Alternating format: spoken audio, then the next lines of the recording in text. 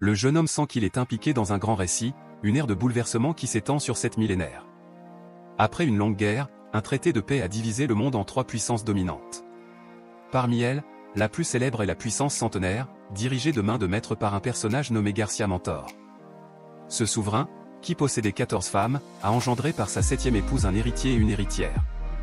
Ses descendants, dans différentes régions, continuèrent la lignée, donnant naissance aux générations suivantes. La généalogie est si vaste qu'il a fallu à Anju Hayek plus de 10 minutes pour lire un livre sur le sujet. Hayek, estimant qu'il serait impoli de sauter le contenu, a continué à lire assidûment sous le regard sincère des hommes âgés. Un homme nommé Cholte, considéré comme le plus puissant de l'époque, a hérité d'un sang diabolique et s'est montré encore plus impitoyable que les autres. On dit que tous les héros du monde le craignaient.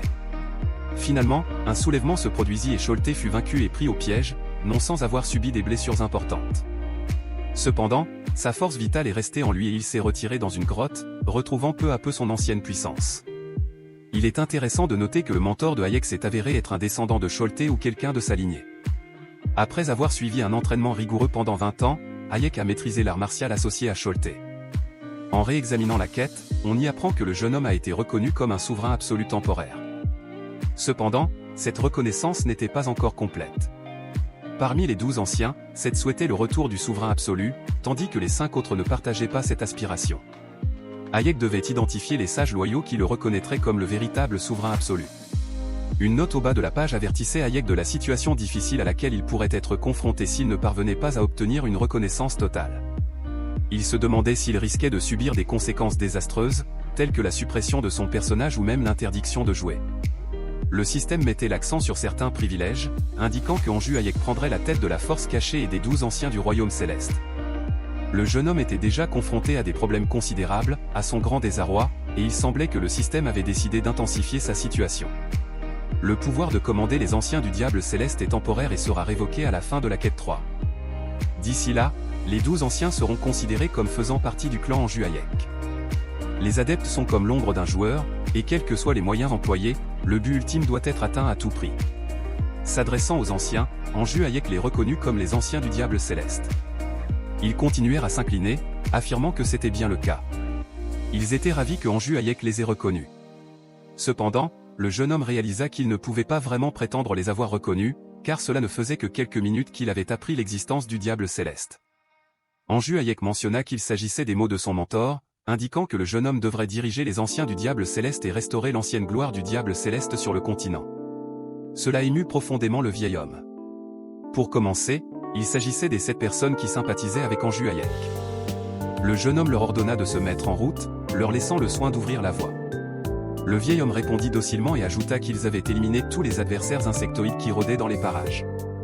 Anju Hayek lui-même se demanda pourquoi il était soudain devenu si silencieux.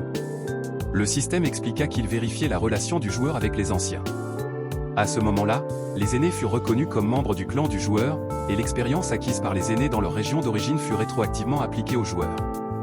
Anju Hayek fut étonné de constater que son niveau avait été multiplié par 3, atteignant désormais le niveau 9. Selon la règle nationale, la plupart des gens entrent à l'académie à l'âge de 6 ans et atteignent le niveau 20 lorsqu'ils obtiennent leur diplôme à l'âge de 20 ans. Anju Hayek s'est enquis de l'utilisation productive de cette fonction. Il a demandé au vieil homme, qui s'appelait Luxo et qui occupait le poste de premier aîné, quelles étaient ses restrictions. Le jeune homme expliqua que, bien qu'il ait suivi le mantra de son mentor, il n'avait pas la possibilité d'utiliser ces techniques. Son esprit retenait les connaissances, mais son corps n'arrivait pas à suivre ses pensées. Luxo répondit, comprenant qu'il était arrivé la même chose à Anju Hayek. Néanmoins, il exhorta les anciens à lui faire confiance, insistant sur le fait que Anju Hayek était le chef absolu qui les gouvernerait. Anju Hayek donne sa parole qu'il emmènera les anciens dans un endroit où ils pourront se prélasser éternellement sous les rayons du soleil. Les anciens furent profondément émus, et le système informa Anju Hayek que la sympathie des anciens du diable céleste avait augmenté. Ils allaient maintenant visiter le nid des anciens. À son retour du monde de la réalité virtuelle, Anju Hayek se retrouve dans la cuisine, en train de se désaltérer avec de l'eau. Sa jeune sœur, Ansea, s'est approchée de lui et lui a dit qu'elle avait entendu dire que leur union avait réussi une quête difficile. Cependant, un tueur en série nommé Getrag semblait opérer dans la zone frontalière de Santinia. Getrag maniait une paire de pistolets et avait atteint le niveau 40. La rumeur disait que seule une équipe de 7 personnes pouvait l'appréhender. Ansea pensait que si elle réussissait, Elle pourrait facilement obtenir une récompense de 3 millions de pièces d'or de la part de leur syndicat. Anju Hayek répondit en soulignant que la récompense pour la capture de la tête de Getrag s'élevait à plus de 100 millions de pièces d'or, ce qui rendait la récompense de 3 millions du syndicat dérisoire. Ansea a reconnu qu'il était habituel pour les syndicats de niveau intermédiaire d'offrir des récompenses moins élevées, mais a insisté sur le fait que leur syndicat offrait tout de même plus que les autres. Anju Hayek a affirmé que les tâches les plus difficiles leur incombaient toujours, et non aux employés de bureau. Ansea a exprimé son désir d'acheter de la viande avec la récompense, car ils en manquaient ces derniers temps, ce qui a contribué à l'apparence fatiguée de Anju Hayek et aux poches sous ses yeux. Anju Hayek a attribué sa malchance au fait que la chance était dans un état profondément négatif. Il exprime néanmoins sa gratitude à sa sœur et décide de se connecter à nouveau. Après s'être connecté à Olympus, Luxo informa Anju Hayek que quelqu'un le suivait, mais il n'était pas en mesure d'identifier l'observateur. Anju Hayek leur demanda de ne rien faire pour l'instant et envoya un message à sa sœur, Luna, pour confirmer qu'il ne s'agissait pas d'elle. Cependant, le système l'informe que Luna se trouve sur un autre continent et qu'elle ne peut pas recevoir ses messages. Soudain, une voix s'est fait entendre derrière Anju Hayek, lui annonçant qu'il l'avait enfin retrouvé. Lorsqu'il se retourna, il remarqua que le tueur sans visage tenait 2 pistolets jumelés, confirmant qu'il s'agissait bien du même Getrag que celui mentionné dans l'avis de recherche. Getrag nargue Anju Hayek, lui reprochant d'avoir osé se faire passer pour lui et annonçant que Anju Hayek paierait de sa vie une telle audace. Anju Hayek le considérait comme un bâtard sans valeur et était reconnaissant à Ansea d'avoir partagé des informations cruciales avec lui plus tôt. Malgré la différence de 30 niveaux et la disparité des objets et de l'équipement, Anju Hayek pensait qu'il ne pouvait pas perdre, surtout dans les quêtes les plus cruciales de sa vie. Il réalisa qu'il n'avait pas à affronter Getrag seul et fit appel à Luxo. Le vieil homme s'inclina en guise de réponse et Getrag resta perplexe, incapable de comprendre où ce vieillard s'était caché pendant tout ce temps. Getrag n'avait même pas senti sa présence. Pendant ce temps, Anju Hayek donna l'ordre à Luxo de tuer Getrag, et le vieil homme accepta la tâche et l'exécuta. Getrag, ne voyant qu'un vieil homme et un jeune garçon inexpérimenté, commença à tirer avec ses 2 pistolets. Moqueur, Getrag remarqua qu'il semblait avoir le temps de bavarder et suggéra qu'ils essaient d'abord de l'attaquer. Cependant, avant qu'il n'ait pu comprendre ce qui s'était passé, Luxo avait déjà vaincu Getrag. Anju Hayek en fut choqué, car il avait entendu dire que Getrag était de niveau 40. La défaite de Getrag semblait presque facile pour Luxo. Anju Hayek se demanda si Luxo était plus fort qu'il n'y paraissait ou si Getrag était plus faible que prévu. En réalité, Anju Hayek ne pouvait même pas percevoir clairement les mouvements de Luxo. Si seulement il possédait la compétence spirituelle, il pourrait lire les flux de mana. Luxo présenta à Anju Hayek, le seigneur, la tête coupée de Getrag. Le système confirma l'acquisition de points d'expérience et commença à vérifier les conditions de la technique d'esprit gelé de Anju Hayek, conquérir les cieux. Il félicita ensuite Anju Hayek pour avoir gagné des points de promotion. Tenant la tête de l'infâme tueur Getrag dans ses mains, Anju Hayek ne pouvait s'empêcher de rêver à la récompense de 100 millions de pièces d'or. Il félicite Luxo pour son travail et décide de laisser les choses se dérouler naturellement. Anju Hayek s'est rendu compte qu'il pouvait encore trouver un emploi malgré le fait qu'il soit pris dans le régime de Fulao. Cependant, il ne s'attendait pas à ce qu'un PNJ dont la tête valait 100 millions soit si facilement vaincu. Anju Hayek rassembla les anciens pour s'adresser à eux et leur demanda de chasser discrètement toutes les créatures vivantes autour d'eux afin de préparer sa glorieuse ascension. Il s'engagea à suivre n'importe quel scénario ou quête fourni par le système et à jouer avec diligence le rôle du nouveau souverain. 2 semaines plus tard, le niveau de Anju Hayek était passé à 13 à une vitesse inouïe. Alors que d'autres passaient des années à monter en niveau, lui grimpait rapidement les échelons.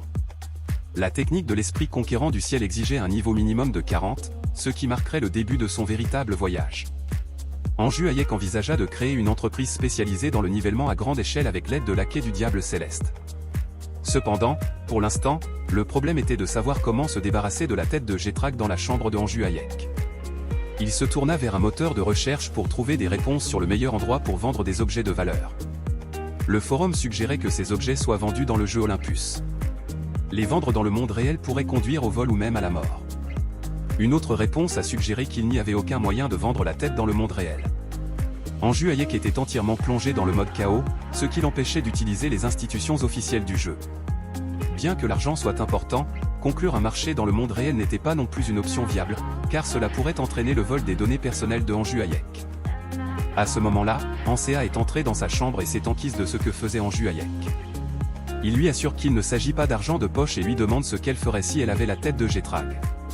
Ansea se demande pourquoi il lui donnerait la tête alors qu'il pourrait la vendre lui-même et s'offrir des hamburgers.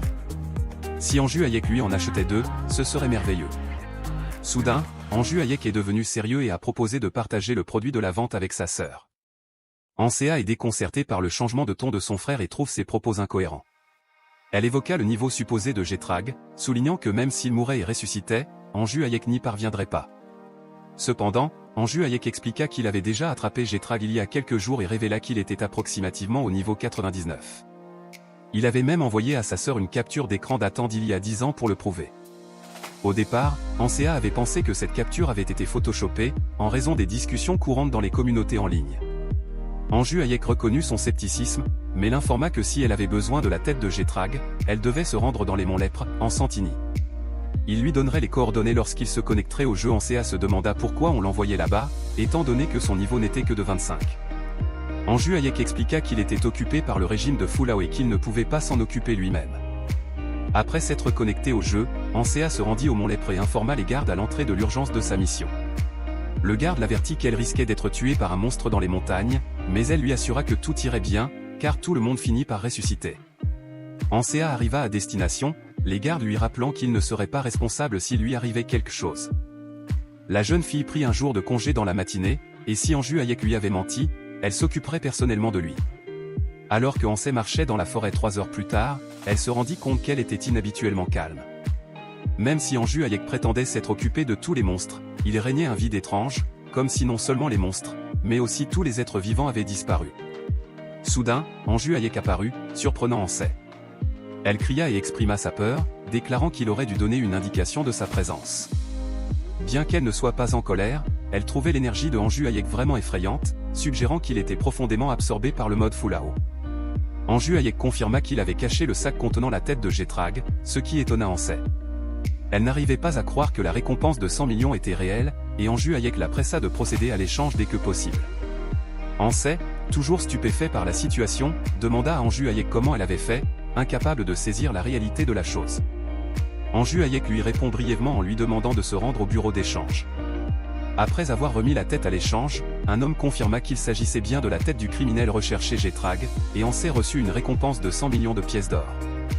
Ravie, elle mentionna l'utilisation de sa moitié pour acheter ses hamburgers préférés, alors que son frère souffrait tant. Ansea remit à Anju Hayek sa part, le surprenant avec 99 millions de pièces d'or.